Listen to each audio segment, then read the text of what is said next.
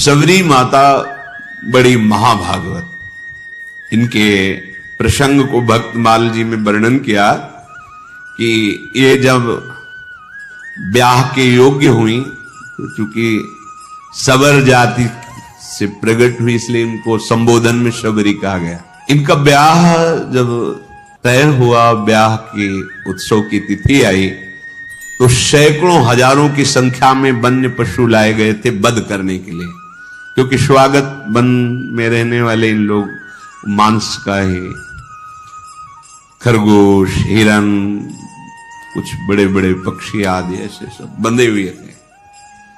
सबरी जी ने पूछा घर वालों से कि ये इनका वध करके इनके मांस से स्वागत करेंगे बरातियों का। बहुत रोना आया सबरी जी को। मेरे ब्याह के कारण हजारों पशुओं की, पक्षियों की हत्या होगी, मतलब मैं इसका कारण बनूंगी। शाम हुई, जब रात्रि हुई तो उन सब पशुओं को मुक्त कर दिया दुलार कर, जाओ, जीवन में मैं कभी ब्याह ही नहीं करूंगी। अगर मेरे ब्याह के समय इतने पशुओं की हत्या होगी, पक्षियों की, मैं जीवन में कभी ब्याह नहीं करूंगी। सब पशु पक्षियों को छोड़ दिया। जे ही उन पशु पक्षियों के बंधन काट रही थी वो रस्सियां, वो ऐसी कृपा दृष्टि से देख रहे थे मानो वो कह रहे थे तुम मेरा बंधन काट दिया तो जाओ, मैं तुम्हारा बंधन मुक्त करने के लिए भगवान से प्रार्थना करता हूं कि अब तुम्हें कोई कर्म बंधन, जन्म मृत्यु का बंधन न प्राप्त हो। तुमने हमारी रक्षा की, भगवान तुम्हारी सदा रक्षा करें, तुम्हारे कर्म बंधन कट जाएं क्योंकि हमारे बंधन काट दिए। सबरी जी के हृदय में पशु पक्षियों को छोड़ने के बाद एक वैराग्य हुआ कि अगर मैं घर में रहूंगी तो फिर ब्याह की व्यवस्था यही सब करेंगे, भाग चलूं। रात्रि में ही भाग पड़ी। शबरी का महान पुण्य उदय हो गया, भाग निकली। बड़ा भाग्यशाली वही है जो संसार से भाग पड़े भगवान की तरफ। सबरी जी विचार किया किसी भी गांव में जाएंगी तो पकड़ी जाएंगी और ये लीला फिर होगी, इसलिए वन में चलती हैं। और एकांत वन में रहने का अभ्यास था ही। सबरी जी भागकर इसी वन में आए। अब यहां विचार किया कि वन में भगवान की अगर भजन वृत्ति प्राप्त करनी है तो संतों की कृपा होनी चाहिए, और एक तो स्त्री शरीर, फिर जंगली वास रहा है, सबर कुल में जन्म हुआ है, भला मुझ भीलनी को कौन स्वीकार करेगा, और बिना संत सेवा के भगवंत कृपा होती नहीं, तो छुप के संत सेवा करें। ये महामहिम बात। वो हृदय में दैन्यता थी कि मैं अधम शरीर है, कोई संत सेवा स्वीकार करेगा नहीं, और सेवा किए बिना भगवत कृपा मिलती नहीं है।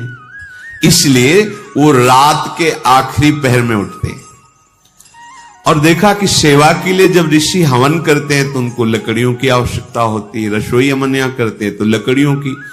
तो दिन में लकड़ियां चुपचाप जंगल से बिनती और रात में छोटे छोटे गट्ठर करके ऋषियों के आश्रम में रख आती, और जहां से ऋषि सरोवर में आकर स्नान करते वो मार्ग सोहनी लगा देती, कंकड़ कांटे आदि बीन कर अलग कर देती।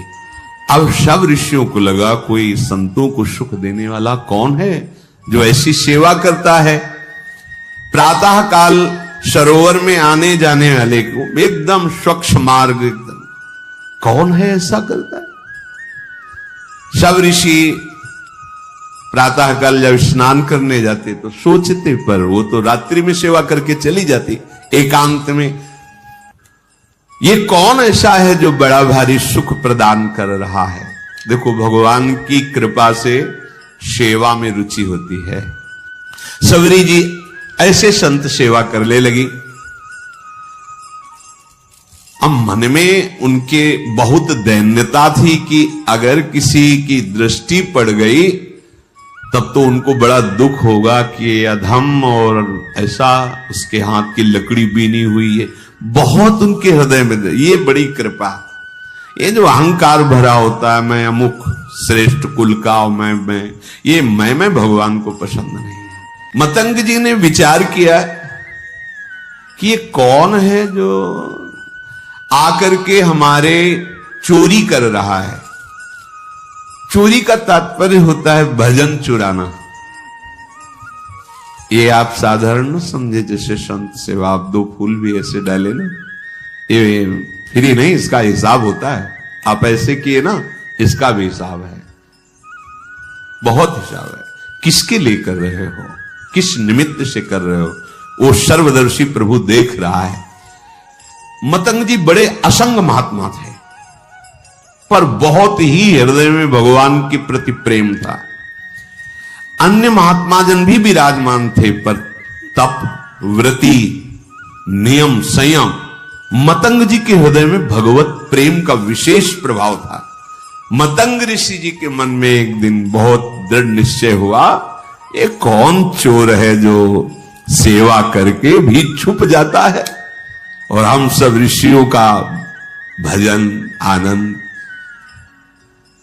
क्योंकि कोई भी सेवा करता है वो तुम्हारे भजन को लेता है, फिर ही नहीं है, बात समझना। ऐसा ना समझो कि आप जो पहन रहे, खा रहे, पी रहे, देख रहे, सुन रहे, सारा हिसाब है, इसलिए विरक्त को रात दिन भजन करना है। हम जिसकी रोटी खाते हैं उसको भी भजन देते हैं, जो प्रणाम करता है उसको भी भजन देना है। और वैसे ही सबका सर्व मंगल करने का स्वरूप होता है संत महापुरुषों का। मतंग ऋषि बड़े ही मतंग थे प्रभु के अनुराग में, परम विरक्त, भक्ति रसानंद से परिपूर्ण। रोज अपने आश्रम में देखते कि दोना में फूल रखा हुआ है, लकड़ी, सेवा के लिए मार्ग पूरा साफ। ये कौन है रोज सेवा कर रहा है? अपने शिष्यों से कहा, सुन, रात भर जगो, रोज सेवा पहुंचाता। कौन है ऐसा जो चुपके से सेवा कर रहा है? एक बार दर्शन करना चाहते हैं। सब शिष्य रात में जगह, अलग अलग जगह छुप करके खड़े हो गए। धीरे धीरे सबरी जी आई, दोने में कैसे पुष्प रखकर लकड़ी जे ही, तो कौन है? सबरी जी तो एकदम मानो सूख गए कि अब तो जान गए, अब सेवा छूट जाएगी। देखो किस बात का दुख है, अब सेवा छूट जाएगी। अब कोई भी ऋषि हमारी सेवा स्वीकार नहीं करेगा। एक तो स्त्री शरीर, दूसरा सबरपुर में जन्म, ये सब महान ब्रह्म ऋषि हैं, ये सब हमें हटा देंगे, मेरी सेवा छूट। बहुत विकल होकर शांत खड़ी हो गई। मतंग जी जब आए तो देखकर आंसू निकल पड़े। खान पान की कोई व्यवस्था नहीं, झाड़ियों में छुप के रहती संत सेवा, आंसू निकल पड़े। सबरी जी की कैसी सेवा? जान गए तो सकुच गई कि शायद अब सेवा छूट जाए।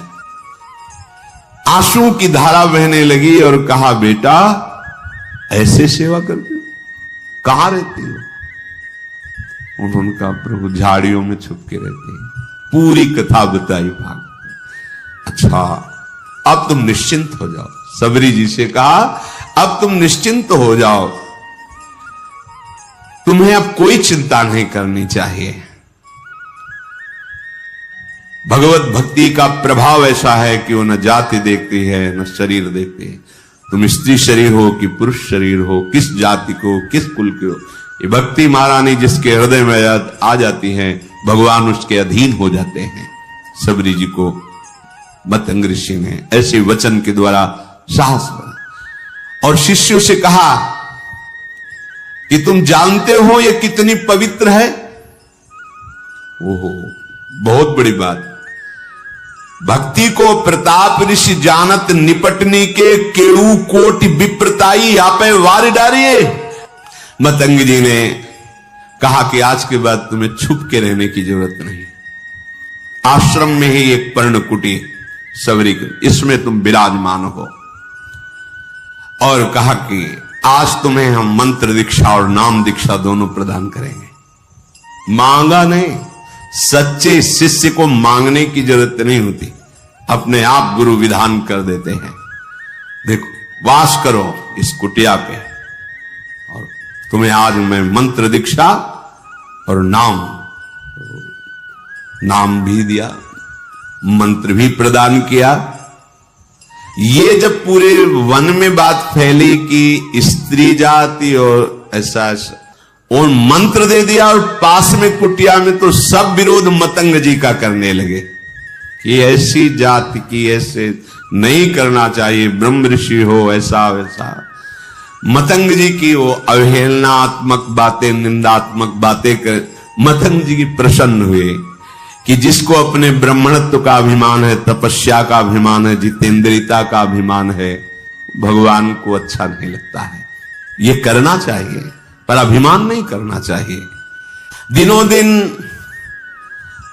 शबरी का अनुराग गुरुदेव के चरणों में बढ़ रहा, क्योंकि कोई ने आश्रय नहीं दिया, कहीं कोई आश्रय देने वाला नहीं, सब जगह दूर दूर। गुरुदेव ने नाम मंत्र, तो गुरुदेव के चरणों में अपार प्रेम शबरी जी का। एक दिन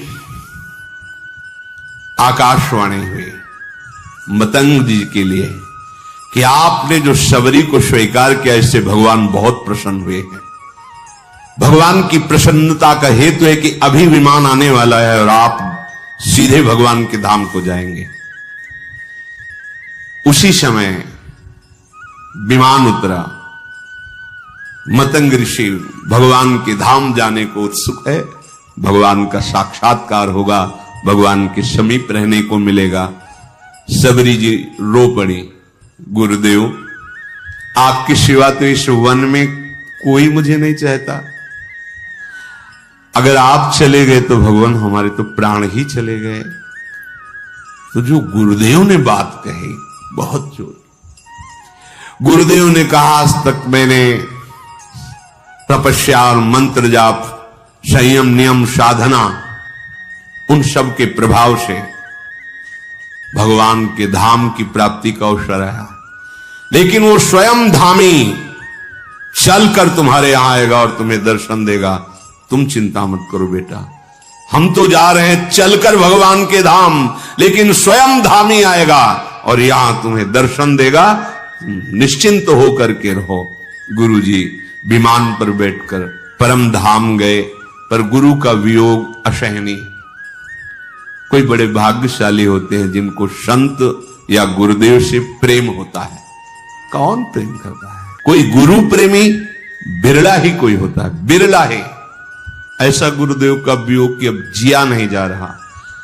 पर शबरी प्राण इसलिए नहीं त्याग रही कि गुरुदेव ने कहा है भगवान स्वयं आएंगे और दर्शन देंगे, बस इस आशा से जीवन रख रहे हैं। अब इतनी शिथिलता थी कि जो नित्य सेवा वो छोड़ नहीं सकते थे। वियोग में शिथिलता के कारण जब ऋषि स्नान करने जा रहे थे, उसी समय वो सोहनी लगा रही थी। तो जो ऋषि स्नान करने जा रहे थे, कोई सोहनी से छिटक कर कंकड़ उनके चरणों में छू गया होगा, बहुत डांट। वैसे ही गुरु वियोग से दुखी थी।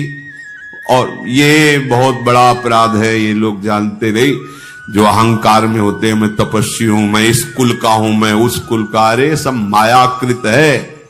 सच्चिदानंद प्रभु की भक्ति जो कर रहा है उसकी चरण रज लो, चरणामृत लो। भगवान के अनुरागी जनों के प्रति ऐसा अनुराग, ऐसी भक्ति, ये बहुत धोखा हो जाता है, बहुत धोखा हो जाता है। ये ऐसा भारी अपराध है कि सिर्फ भक्त से ही क्षमा हो सकता है, भगवान भी क्षमा नहीं कर सकते। अब वो पुनः स्नान करने जे भी गए तो उसमें कीड़े पड़ गए सरोवर के जल में। शबरी जी को इतना धिक्कारा, तुझे दिखाई नहीं दे रहा, मैं आ रहा हूं, मुझे तेरे झाड़ू से कंकड़ छू गया। शबरी जी तो भाग पड़ी, एकांत में जाकर रोने लगी। वैसे ही गुरु वियोग से दुखी थी, इसीलिए विलंब हो गया था, नहीं तो रात में ही वो सोहनी लगाती थी।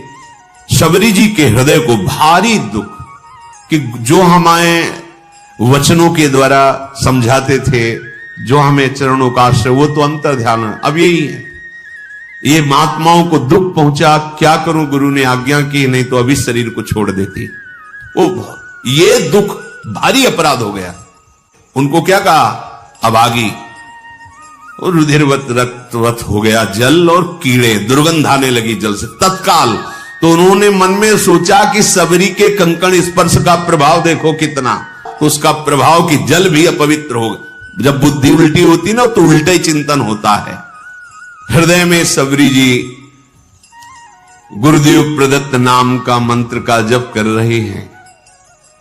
रोज तड़के उठकर मार्ग बुहारना और रोज पुष्प की पंखुड़ियां ऐसे पावड़े बिछाना, सुंदर निर्मल जल भर के रखना और सुंदर फल रखना। कि गुरुदेव ने कहा भगवान आएंगे, पक्का भगवान आएंगे। रात दिन गुरुदेव प्रदत्त नाम मंत्र का चिंतन, गुरुदेव ने कहा है भगवान आएंगे, इसका दृढ़ विश्वास। अब क्या भगवान के स्वागत में तो जंगल में यही है फल। तो सुंदर सुंदर बेर के जो वृक्ष थे उनसे ऐसे बेर लेती, पहले चखती, चखने के बाद वहां मीठे है तो उस बेर तो झूठे तो हो ही गए ना। चखने के बाद हाथ थोड़ी प्रक्षालन, जंगल है ये थोड़ी क्या कहा है कि हाथ में कमंडल धोना। ऐसा नहीं कि खा खा के बेर रखती थी, उस वृक्ष के मीठे है कि मेरे प्रभु को खट्टे न लगे तो ऐसे देखा, हाँ मीठे, फेंक दिए और नए फल लेकर के उनको ऐसे रखते। इसीलिए कहा गया है कि झूठे बेर। वैसे भी शास्त्रीय पद्धति में सबसे पहले भगवान को भोग लगा और प्रेम पद्धति में सबसे पहले अपने को पाना है। आप पहले पा लिए तो भोग लगाने लायक नहीं, लेकिन ये प्रेम है, उल्टा मार्ग है। यहां ये ज्ञान हमें नहीं था। ऐसा हो ही नहीं सकता कि प्रभु के लिए थाल सजा रहे पहले उससे ले, ऐसा कैसे? कोई पूछता तो उत्तर नहीं। ये तो इसी प्रेम नगरी का एक है, जिसके भी हृदय में जहां भी प्रेम, ये प्रेम का प्रभाव और स्वभाव है। मानसी गंगा में दंडोती परिक्रमा जब गुरुदेव के साथ लग रही थी गिरिराज महाराज की, तो मानसी गंगा में तो वहां एक सहतूत बेच रहा था, सहतूत में से तो श्री जी को भोग लगाने के लिए प्रक्षालन किया, बीन बीन के सही रखे। महाराज जी ने कहा थोड़े लो और पाओ, बताओ कैसे? हमको महाराज जी पहले श्री जी को भोग। बोले हमारे यहां पहले श्री जी नहीं, पहले तुम पा के बताओ कैसे, खट्टे अधिक खट्टे तो नहीं? और देख लो महाराज। बोले जब हम कह रहे थे तुम पाओला, हिम्मत नहीं पड़ रही थी कि श्री जी के पवा के बिना के पाया। कहा मीठे। बोले जाओ हाथ धो, आचमन करो, अब भोग लगाओ। उस दिन से समझ में आया कि हमारी लाडली जी को पहले हम चखेंगे फिर भोग लगाएंगे कि वो ठीक है कि नहीं है। तो शबरी जी भी ऐसे, ये बेर पेड़ का कहीं खट्टा तो नहीं है, बाकट तो नहीं है, तो उससे पहले चखती और फिर वो बेर दोने में लेके फिर प्रभु के रोज बस पावड़े बिछाए, फल रखे और बैठ गई। सुबह से शाम प्रभु आएंगे। गुरुदेव ने कहा प्रभु बहुत दिन बीत गए पर अश्रद्धा नहीं हुई गुरु वाक्य पे। नहीं, गुरुदेव ने कहा प्रभु आएंगे। मार्ग में जाए रहे लोचन बिछाए को, नेत्र लगाए। गुरुदेव ने कहा है भगवान ऐसे ही बहुत दिन बीते मग जोहत, तो आ गए औचक सो मिटे सब शोक। दूर से देखो भगवान आ रहे हैं, छुप गई। अभी तक तो इंतजार कर रही थी, जब देखा भगवान आ रहे तो छुप गई। मैं नीच अधम उनके सामने कैसे जाऊंगी, कैसे उनकी सेवा करूंगी? जो ऋषि कुछ दैन्य थे जिनको सबरी जी की भक्ति प्रिय लगती थी, उनसे भगवान पूछ लिए कि सबरी माता का आश्रम कहां है, कहां है सबरी माता? इतना पूछ के निहाल कर दिया, गए किसी के आश्रम नहीं। और जिनको अहंकार था तो वो सोच रहे थे, सुना तो था ही भगवान वनवास में आ रहे, तो उनको था कि भगवान आएंगे, हमारी दंडवत करेंगे, फिर आसन में हम उनको बैठाल कर स्तुति संस्कृत से करेंगे। वो बैठे ही रहे घर में। भगवान पूछ लेते सबरी मां किधर है, कहां विराजमान है। वो अपने को निहाल मानते, जिनसे भगवान पूछ लेते कहां है सबरी, किधर है सबरी रहते है। ऋषि प्रभु यही मार्ग है, ये जो पावड़े बिछे सबरी जी ने बिछा, आगे जो मतंग ऋषि का आश्रम वहां सबरी जी विराजते।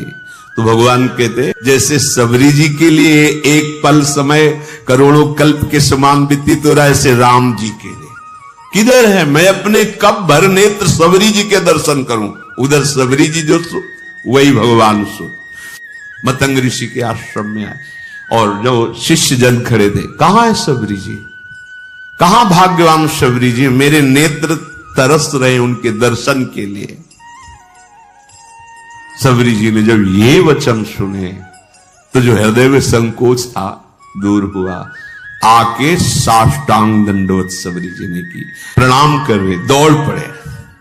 रघुनाथ जी ने जैसे माता को हृदय से लगाया जाता है, ऐसे सबरी मां को अपने नेत्रों से, अश्रु से सबरी को, हमारे भगवान का स्वभाव जो जान गया, भगवान शिव कहते हैं उमा राम स्वभाव जेहि जाना, ताय भजन तज भावना।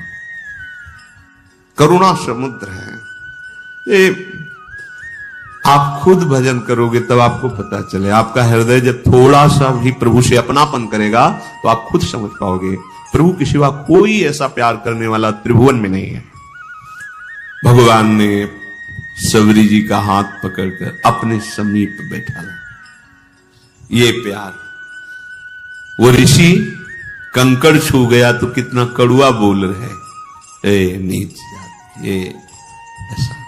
भगवान हृदय से लगाकर आंसुओं से अभिषिक्त करके अपने समीप सबरी जी को बैठा ला। सबरी जी को स्मरण आया कि जो प्रातः ही फल रखे थे प्रभु के लिए, दौड़ के गई, फल लाई। भगवान, वाह, मेरा वनवास का सारा कष्ट दूर हो गया तुम्हारे फल पाके, बड़ाई कर रहे। भगवान ने कभी 56 भोग की बड़ाई नहीं की, कहीं भी ऐसा नहीं। उस बेर को पा पाकर कह रहे कि आज हमारे वनवास का श्रम दूर हो गया। कितने सुंदर स्वादिष्ट अमृतमय फल भगवान बड़ाई कर रहे हैं सबरी के द्वारा दिए, इसीलिए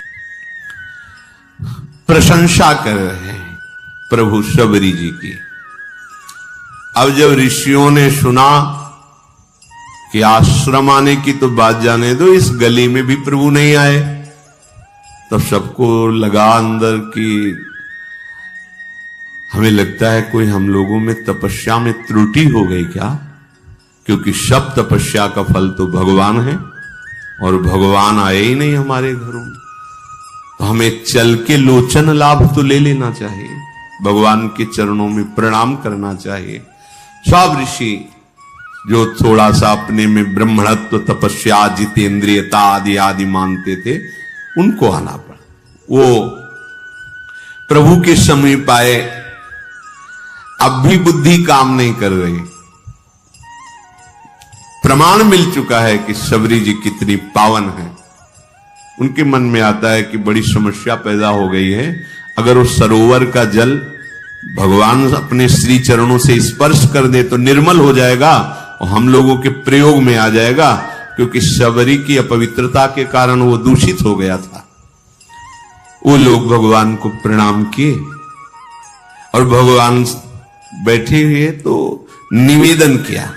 वो सब ऋषि लोग अभिमान त्याग कर भगवान के पास आए और भगवान से कहा कि प्रभु, इस सरोवर का जल जो है नीच जनों के द्वारा छूने से कीड़े पड़ गए, अपवित्र हो गया, तो हम ब्रह्म ऋषियों की सेवा में नहीं, आप अपने श्री चरण। तो भगवान ने कहा, नहीं, हम तो आप ऋषियों के चरण सेवक हैं, आप देखो अपना चरणामृत डाल करके, क्योंकि आप तपस्वी जितेंद्री ब्रह्म ऋषि हैं, हम तो आपके सेवक हैं, आप डाल के देखो। उनको लगा कि एक बार भगवान कह रहे थे, डाले जाके तो और दुर्गंध पैदा हो गई। आए, बोले प्रभु ठीक तो हुआ नहीं। तो बोले हमारे चरण से तो ठीक होगा ही नहीं। तुम कहा, नहीं प्रभु, आपके चरणों का प्रताप तो है ही, क्योंकि शिला छू गई तो अहिल्या के रूप में प्रकट हो गई, तो पानी तो बोले सही मानो, अगर हम चरण रख देंगे तो और बड़े बड़े कीड़े हो जाएंगे। अगर उसे स्वच्छ करना चाहते हो तो तुम सबरी के चरणामृत उतारो, तो फिर डालो जाके। अब भगवान का आदेश, बड़े बड़े ब्रह्म ऋषि सब बोले, केवल एकमात्र सबरी जी के चरण स्पर्श किए हुए जल से ही वो पवित्र हो सकता है, दूसरा कोई उपाय नहीं, क्योंकि तुम सबसे भयानक अपराध बनाए, स्त्री जान करके, नीच कुल की जान करके उनको तुम धिक्कारा है, तुम उनको ऐसी भावना से ये अपराध तुम्हारे सारे तप को, सारे प्रभाव को नष्ट कर दिया। अगर तुम कहीं अपने जीवन को कृतकृत्य करना चाहते हो, सरोवर के जल और हृदय को स्वच्छ करना चाहते हो, तो सबरी जी का चरणामृत ही काम करेगा, दूसरा कुछ नहीं। अब भगवान की आज्ञा, ईश आज्ञा तो सबको शिरोधार्य है। सबने जे ही सबरी जी बड़ी प्रार्थना, दैन्यता, जे ही चरण स्पर्श हुआ, निर्मल स्वच्छ और अमृत जैसा जल हो गया। तब भगवान ने सबरी जी की स्तुति की, जो नौधा भक्ति पीछे गाई गई थी, वो भगवान सबरी जी को नहीं सुना रहे, उन्हीं ऋषियों को बता रहे कि ये पूरी की पूरी भक्ति हमारी माता सबरी जी में विराजमान है। जाति पाति कुल धर्म बड़ाई, धन वैभव कुटुंब गुण चतुरता, मैं इन सबसे नहीं रीझता।